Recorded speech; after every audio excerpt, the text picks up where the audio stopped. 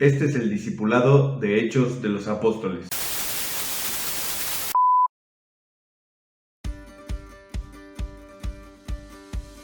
¿Cómo están? Terminamos hoy con el capítulo 4 y el tema de hoy es unidad.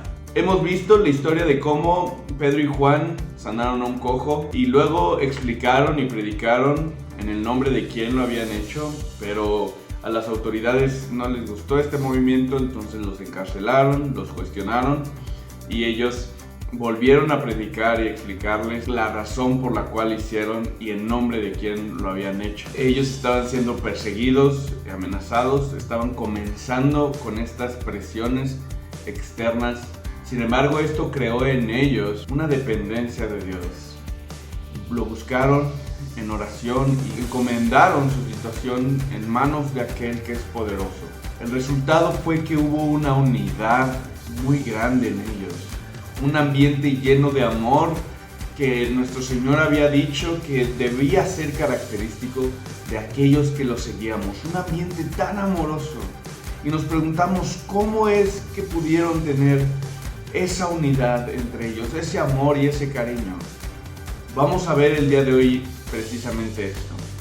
Vamos a empezar. Todos los creyentes eran de un solo sentir y pensar. Nadie consideraba suya ninguna de sus posesiones, sino que las compartían.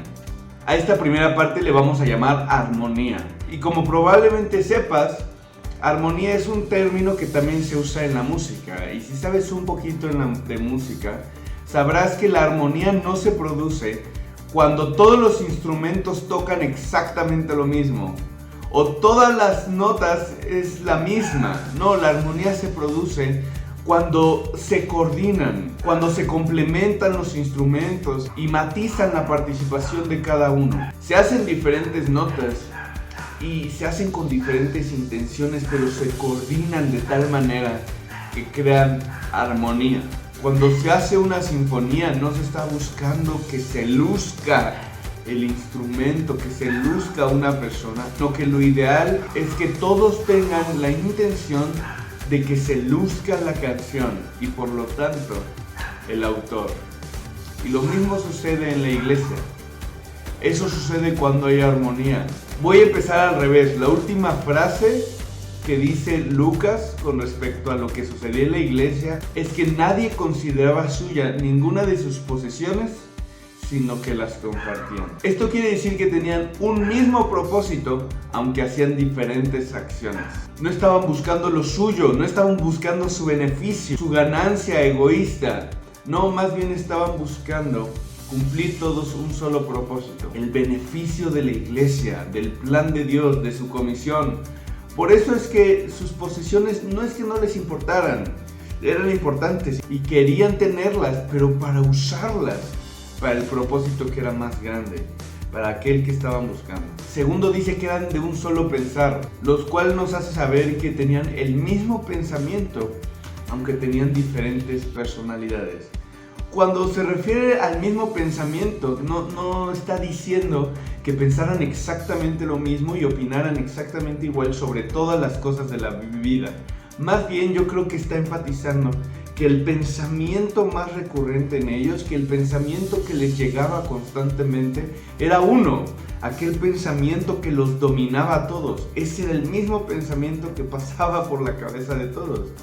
Aunque si les preguntaras individualmente sobre otras cosas, te dirían diferentes opiniones, porque eran diferentes personas. Ellos tenían un solo pensamiento que los dominaba, una sola intención, algo que los obsesionaba.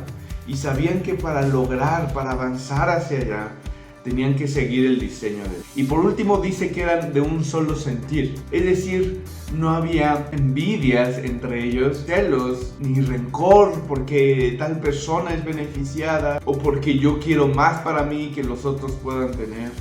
No había eso, por lo menos no hasta ahorita. Al darse cuenta de que todos ellos están siendo usados por Dios de diferentes maneras, cada uno en su área, pero con el mismo propósito, lo único que podían sentir era gozo. No están queriendo el protagonismo, sino el gozo de que Dios los esté usando en su área.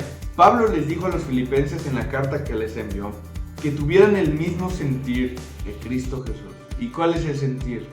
No pensando en mis comodidades, en mis privilegios, en mis derechos, sino que eso lo podemos poner como secundario en comparación al propósito. Y Jesús puso su privilegio más grande. Dice que siendo en forma de Dios, no consideró el ser igual a Dios como algo a que aferrarse, sino que se despojó de sí mismo, tomando forma de siervo, siendo obediente hasta la muerte y muerte de cruz. Si Él hizo eso, nosotros podemos tener ese mismo sentir, gozo, sabiendo que ponemos esto para lograr algo más grande. Vamos a seguir leyendo. Los apóstoles, a su vez, con gran poder, seguían dando testimonio de la resurrección del Señor Jesús. La gracia de Dios se derramaba abundantemente sobre todos ellos. Este segundo versículo lo podemos llamar testimonio, porque otro resultado cuando hay unidad es un testimonio muy fuerte y convincente para los que están afuera. Lo veíamos desde el video pasado, cuando estamos viviendo vidas cristianas y dando testimonio a los de afuera, cuando las personas empiezan a notar que hay un cambio en nosotros. Muchos van a sorprenderse, a buscarnos, a escucharnos, pero muchos van a perseguir. Y esto provoca unidad, lo que provoca que nos alentemos y demos más testimonio. Y eso provoca más persecución, más unidad, más testimonio. Más persecución, más unidad, más testimonio. Es un círculo virtuoso que empezamos a ver en nuestras vidas. Y eso es lo que vemos aquí. Ellos, cuando son perseguidos, se juntan, oran, se animan y entonces dan testimonio.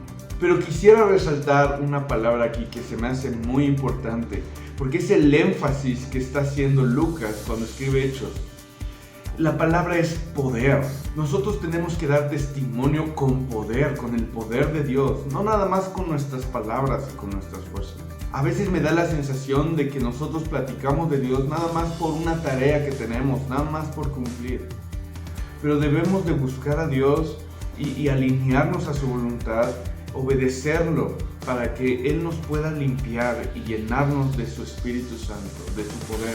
Esta es la promesa que Jesús les había dado al principio, ¿te acuerdas? En el capítulo 1, versículo 8 les dijo: y recibiréis poder cuando haya venido sobre ustedes el Espíritu Santo, y me seréis testigos en Jerusalén, en toda Judea y Samaria y hasta lo último de la tierra.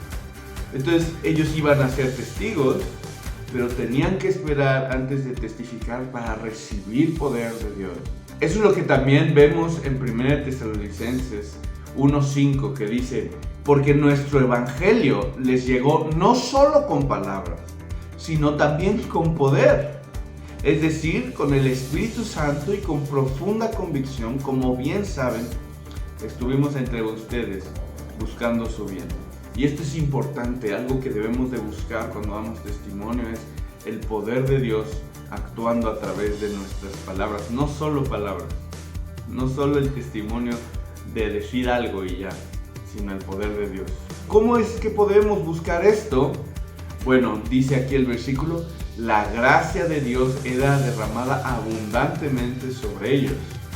La gracia, esa es importante porque no es algo que nos podamos ganar, sino que es algo que tiene que ser por gracia, un regalo de Dios a nosotros. ¿Y cómo es que Dios nos imparte gracia? Por los medios de gracia. Aquellos medios que Él ha dispuesto porque así lo quiso, para que nosotros podamos buscarlo y podamos recibir esa gracia que Él quiere darnos y ese poder para ser testigos fieles y poderosos. ¿Cuáles son?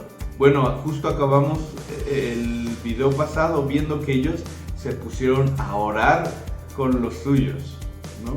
Y el que vemos más directamente es orar, pero también vemos que se estaban congregando, ¿no? Y lo hacían mientras seguían el testimonio que Jesús les había hablado. Entonces son principalmente estos tres medios de gracia.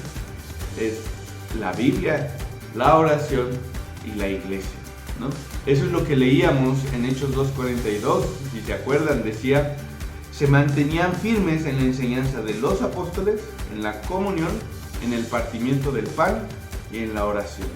Y nosotros veíamos, la enseñanza de los apóstoles se resume o se explica en el Nuevo Testamento, ¿no? Y esto explica a su vez el Antiguo, entonces es la Biblia. El partimiento del pan y la comunión es la iglesia, es tanto la comunión que tenemos con otros hermanos como las prácticas religiosas buenas y sanas que tenemos en la iglesia.